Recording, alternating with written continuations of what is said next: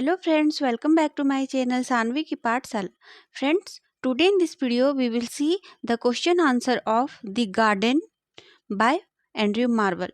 Friends, यह जो topic है the garden by Andrew Marvel, ये एक पोयम है एंड्रयू मार्वल का जो टोटल 9 स्टांजाज में है. तो आज हम लोग क्वेश्चन आंसर इसका देखेंगे.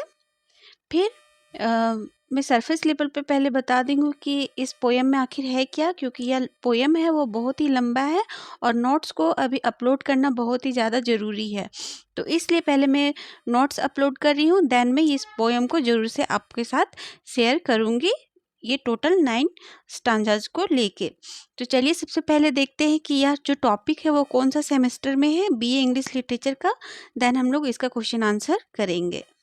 सो फ्रेंड्स, यह जो सिलेबस है वो बीए इंग्लिश लिटरेचर का है, एनईपी सिलेबस जो लेटेस्ट है. तो उसमें से आज हम लोग the garden by Andrew Marvel पढ़ने वाले हैं. तो सेमेस्टर वन का तो ये नहीं है, यूनिट सेमेस्टर 2 में देखते हैं. सेमेस्टर 2 पेपर नंबर 2 का यूनिट नंबर 2 का last section poem the garden by Andrew Marvel. तो इसका आज क्वेश्चन आंसर करने वाले हैं. इससे पहले मैंने ये जितने भी टॉपिक है फ्रेंड्स यूनिट वाइज मैंने सारे करा के रखा है विथ पोएम एक्सप्लेनेशन और इसका आंसर भी, और नोट्स भी अवेलेबल है टेलीग्राम चैनल पे. बट फ्रेंड्स, मैं बहुत ही जल्दी रिसेंटली सेमेस्टर 1 का जो पेपर नंबर 1 है एंड सेमेस्टर 2 का paper number 2 and paper number 3 ये भी ऑलमोस्ट कवर हो ही चुके हैं. तो इसको भी कवर करके मैं जल्दी से ई बुक के फॉर्मेट में क्वेश्चन आंसर का जो नोट्स है वो मैं आपको अवेलेबल करवा दूंगी बहुत ही जल्द. तो मेरे साथ ट्यून रहे अगर नोट्स को पाना चाहते हैं, और धीरे धीरे यूट्यूब के मदद से पढ़ते जाएं और अपना एग्ज़ाम को लिखिए अगर एग्ज़ाम है तो. ठीक है, तो चलिए आज हम इस पोएम का क्वेश्चन आंसर शुरू करते हैं. सबसे पहले मैं इस पोएम को आपका की पॉइंट्स बताऊंगी कि यह पोएम किसके बारे में है. देन हम लोग क्वेश्चन आंसर करते समय और भी डिटेल में इस पोएम के बारे में जानेंगे. फिर हम लोग कभी इस पोएम को line by line stanzas wise cover करेंगे. तो without any delay let get start this video. तो फ्रेंड्स, ये पोएम आप देख लीजिए, मैंने पोएट्री कलेक्शन से फाउंडेशन से उठाया है, विकिपीडिया इंटरनेट रिसोर्सेज का यूज करके. तो the garden by Andrew Marvel, तो इसमें टोटल 9 स्टांजाज हैं और थोड़ा लेंदी पोएम है, जिसके कारण मैं पहले आपको क्वेश्चन आंसर बता रही हूँ. उसी के ज़रिए मैं इस पोएम का जो की पॉइंट्स है उसको थॉरोली बता दूंगी. देन हम लोग इस पोएम को इस वीडियो के बाद कवर करेंगे इसी चैनल पे. तो आप वहाँ पे जाके ज़रूर से देख लीजिएगा. तो ये हो गए. अब चलिए मैं आपको बताती हूँ इस पोएम का क्या की पॉइंट्स है. सो फ्रेंड्स, इस पोएम में एंड्रयू मार्वल ने नेचर के बारे में बताया है. उन्होंने बताया है कि किस तरह से ह्यूमन माइंड है वो गार्डन के प्रति, the garden that the idea and thoughts of a human mind can be both expressed and affected by elements found with in the nature. मतलब इस पोएम के जरिए इन्होंने बताया है कि किस तरह एक ह्यूमन होते हैं, वो अपने नेचर के सराउंड में सारे चीज़ों से जब कनेक्ट करते हैं तो किस तरह से वो अफेक्ट होते हैं और खुद को एक्सप्रेस करते हैं इन सोसाइटी. तो इसमें गार्डन को लेके, नेचर को लेके और ह्यूमन बीइंग को रिलेट किया गया है. तो चलिए क्वेश्चन आंसर के थ्रू आपको और भी क्लियर हो जाएंगे. तो फ्रेंड्स, ये जो टॉपिक है वो तो आपको पता है, आपने देखा भी सिलेबस कि ये BA English literature semester 2 paper 2 का यूनिट नंबर 2 का है. तो चलिए अब क्वेश्चन देखते हैं किस तरह से पूछे जाते हैं सेमेस्टर एग्जाम में. तो आपसे क्वेश्चन पूछा जाएगा, क्रिटिकल एनालिसिस और appreciations of the garden by Andrew Marvell, या फिर discuss the theme central ideas of the garden by Andrew Marvell. Friends, mostly जो पोएम का जो क्वेश्चन आंसर होता है वो इसी टाइप से पूछा जाता है, इसी पैटर्न में क्वेश्चन पूछे जाते हैं ये यूनिवर्सिटी एग्जाम में. तो आपको क्रिटिकल एनालिसिस दे देगा कि इस पोएम का लिखिए, या फिर उसका क्या थीम और सेंट्रल आइडियाज है वो लिखने के लिए दे देगा। तो आपको सबसे पहले लिखना है फर्स्ट स्टांजा में इस पोएम के जो पोइट है उनके बारे में थोड़ी इंट्रोडक्शन विथ इनका जो टाइम पीरियड रहा है उसको। Andrew Marvel 1621 to 1678 was an English metaphysical poet, satirist and politician।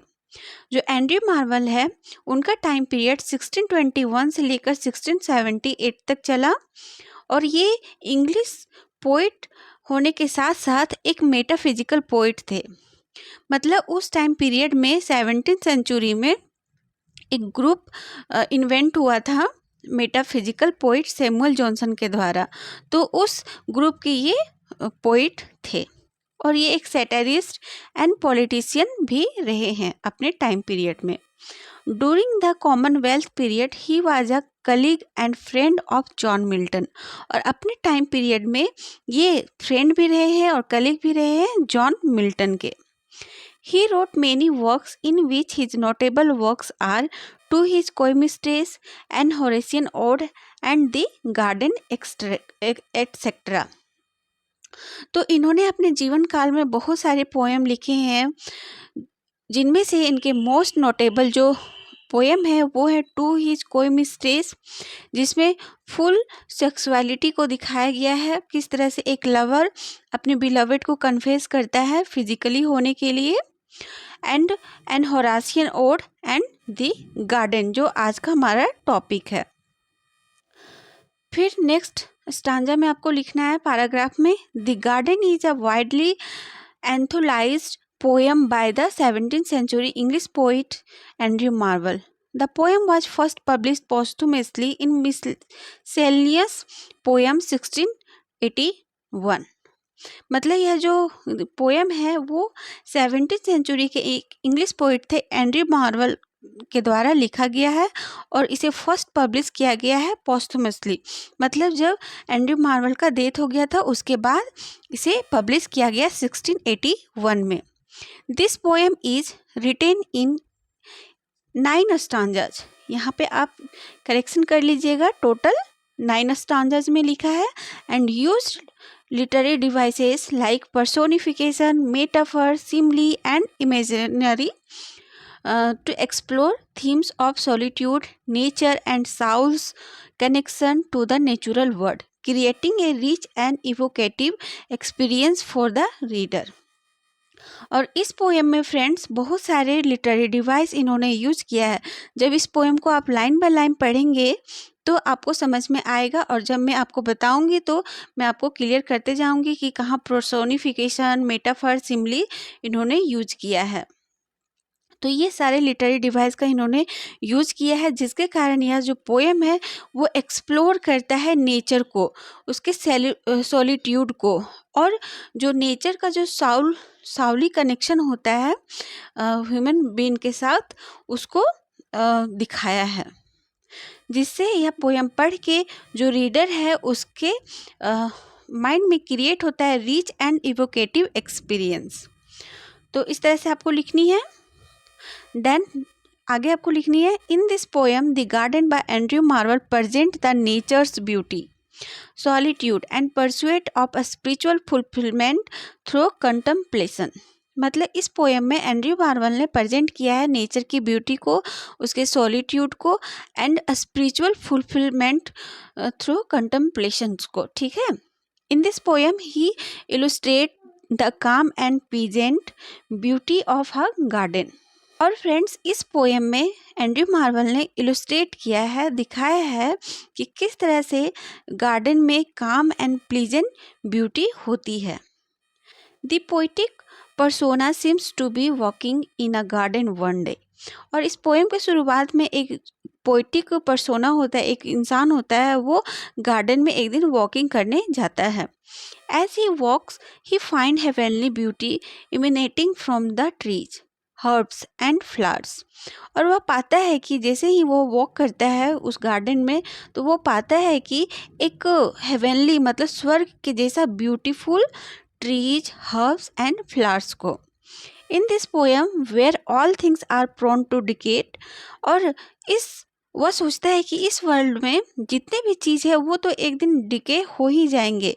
The beauty of nature constant, but जो ब्यूटी है नेचर का वो कांस्टेंट रह जाएंगे। मतलब इस वर्ल्ड में जितने भी है वो एक दिन ना एक दिन डिके हो जाएंगे, लेकिन जो यह नेचर है ब्यूटी का, ब्यूटी ऑफ नेचर, वो रिमेन कांस्टेंट बच जाएंगे।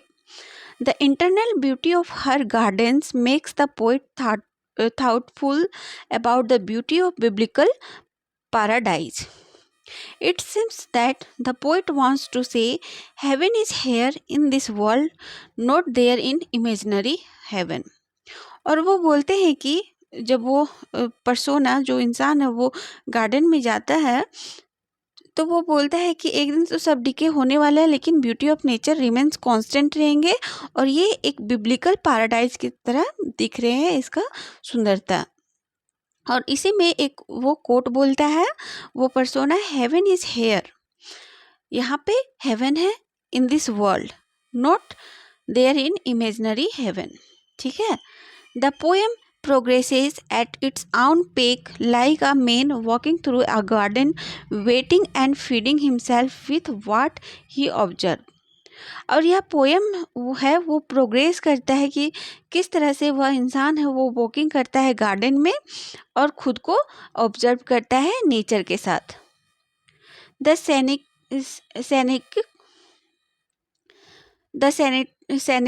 magnificence of the garden is an added gift with the description that the poet illustrates. ठीक है। फिर आपको आगे लिखनी है कंक्लूजन का part. Thus the main idea of the poem is the role of the nature in evoking poetic imaginations or creative ability and captures the themes of natural beauty. Conclusion का part में लिखना है आपको कि इस poem का क्या सार है। तो इस पोएम का जो मेन आइडिया है, मेन थीम है, वो है मेन आइडिया सबसे पहले the poem is role of the nature in evoking poetic imagination और creative ability and capture the theme of nature beauty poetic imaginations and spirituality. मतलब दैट मीन्स फ्रेंड्स, यह जो poem है वो नेचर के प्रति ह्यूमन को कैसे इवोक कर रहा है, उनके मन में इमेजिनेशंस एंड क्रिएटिव एबिलिटीज़ उसके माइंड में कैसे पुट कर रहा है नेचर को देख देख के, वो बताया गया है। मतलब पूरी तरह से यह इसका जो थीम है वो natural beauty poetic imaginations and spirituality के पे बेस्ड है। Here in this poem Andrew Marvell seems to be a priest of nature. और इस पोएम में लग रहा है कि जो एंड्रयू मार्वल है वो एक नेचर का पुजारी हो गए हैं, जैसे कि विलियम वर्ड्सवर्थ थे। He finds himself in an ambience that gives a soothing sensation of his soul. The poet captures nature as a whole and the garden is a part of it. और last में Andrew Marvel खुद को show करते हैं कि वह एक part है गार्डन का, मतलब वो एक पार्ट है नेचर का और खुद को प्रीस्ट बता रहे हैं, प्रीस्ट ऑफ नेचर। तो यहाँ पे आपका क्वेश्चन आंसर खत्म होते हैं। फ्रेंड्स, यहाँ पे एक क्वेश्चन है क्रिटिकल एनालिसिस। तो क्रिटिकल एनालिसिस अगर पूछ दिया जाए तो थोड़ा आपको और लेंदे में लिखना पड़ेगा, सेमी लिखना है बस। स्टांजा वाइज जो 9th स्टांजा है उसमें थोड़ी थोड़ी स्टांजा का जो डिटेल है वो आपको लिखनी पड़ेगी। तो सबसे पहले आप एंड्रयू मार्वल का इंट्रोडक्शन लिखिएगा, ये सेम रहेगा। देन सेकंड पैराग्राफ भी सेम रहेगा, यहाँ पे आप 9 स्टांजा सुधार लीजिएगा। देन फ्रेंड्स, आपको स्टेंजा 1 से लेकर 9 तक जितने भी उसके अंदर है, मैं जब पोएम पढ़ाऊंगी उसके बाद मैं वो क्वेश्चन आंसर करवाऊंगी तो आपको अच्छे से समझ में आएगा। ठीक है। तो ये theme based central ideas based पे ये क्वेश्चन आंसर है फ्रेंड्स। वो स्टांजाज को आपको लिखते नहीं है 9 तक, फिर आप यहाँ से लिख सकते हैं इन दिस पोएम से, और ये कंक्लूजन का पार्ट उसमें ऐड कर सकते हैं और यहाँ पे आपका आंसर ख़त्म हो जाएंगे। तो एक तरह से आपका ये अपना होमवर्क टाइप का रहा कि इसका आंसर लिखनी है। देन जब मैं आपको पोएम आपके साथ डिस्कस करूँगी तो वो क्वेश्चन आंसर ज़रूर से करवाऊँगी। ठीक है फ्रेंड्स, तो मिलते हैं नेक्स्ट वीडियो में। आई होप यह वीडियो के थ्रू इसका क्वेश्चन आंसर समझ में आया होगा। मिलते हैं नेक्स्ट वीडियो में, तब तक के लिए thank you, bye bye, take care.